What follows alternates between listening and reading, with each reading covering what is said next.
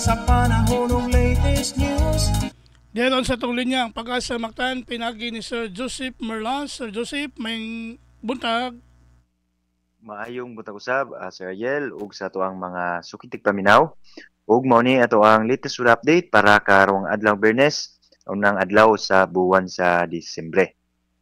Wala gyapon tay gibantayan o gi-monitor LPA o bagyo nga posibleng makaapekto sa ato ang nasod sa mosunod na mga adlaw. Maong tropical cyclone free gihapon ta karong seminahuna.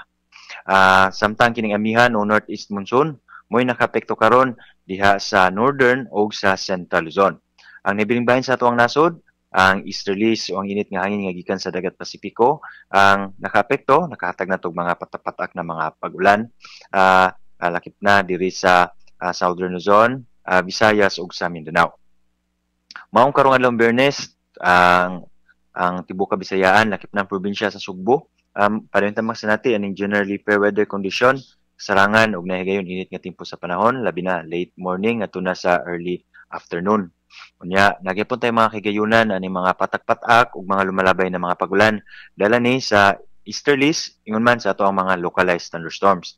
Karong mga orasan natay mga pagulan diha sa may nagsanat tag mga pagulan no, lumalabay na mga pagulan diri sa may Lapu-Lapu area, ingon man Mandawi diha sa may Liluan, Konsolasyon, posibleng makasanati usab in the next 30 minutes diha sa may southern portion sa Cebu City area. Mong padun gyapon ta magbantay sa atong mga issue ng mga thunderstorm advisories. Kaning mga pagulan karon posibleng mo persist o mo lanatra around 30 minutes pinakadugay kining mga pagulan. Para sa kimtang sa tong hangin o kadagatan, wala gyapon tay gale warning. Mga tibuok Visayas na hinay ngadto sa kasarangan nga hangin gikan sa silangan ngadto sa amihanang silangan. Ug atong kadagatan na ay gagmay ngadto na sa kasarangan ang mga pagbalod. Sa Cebu atong dagat mohunas ni sa alas 7:48 sa buntag na nagimabon nga 0.25 meters ug motaob sa alas 2:09 sa hapon nga nagilawmon nga 0.6 meters. Atong temperature forecast 27 to 32 degrees Celsius. Atong haring adlaw ni musubang ni sa alas 5:46 sa buntag. Ito ang Philippine Standard Time alas 5:20 na sa kabuntagon. Og mo na itong latest, yung diri sa buhatan sa Pag-asa Mactan, Visayas Divisti, si Joseph Merlas, maayong buntag. Salamat kay Sir Joseph, advance Merry Christmas. Yes sir, may buntag, advance Merry Christmas usab. Okay, good morning.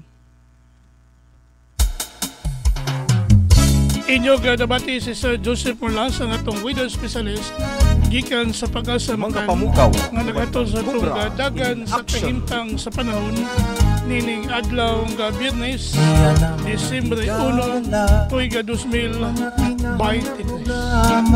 Salamat sa Pag-asa Mactan ug mayong buntag kaninyong tanan. Latest news, balita gikan sa TV stations, may pamukauban kang kubra in action. Panahon tag o paminaw sa Diyos sa kabuntagon.